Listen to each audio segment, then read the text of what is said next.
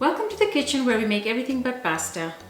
Today I'm going to show you a really quick way to make some ginger paste. We're going to start with about 2 cups of cleaned and sliced ginger. I took about 3 to 4 pieces of this size of ginger and peeled it with a peeler. And then I sliced it just so to see that, you don't want very thick pieces. Some pieces similar to this size, about I don't know, 1/8 of an inch thick. And then you can cut them smaller if the ginger is too wide at its base. So here I have 2 cups of ginger. I'm going to put it in my blending cup. If you find that it's a bit too much to fit in there, then just cut them into a little bit smaller pieces so that they'll fit between the big pieces. We got all the ginger in here. You could alternatively use a bigger cup.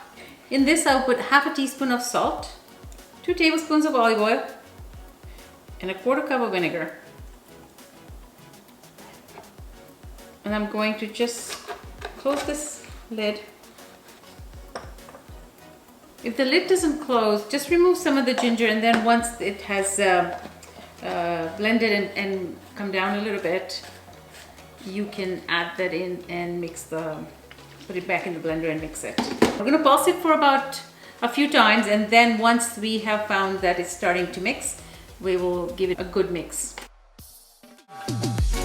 So now I think what we are going to do is we'll just put the rest of the ginger in here, now that we made some space. And then give it a good mix.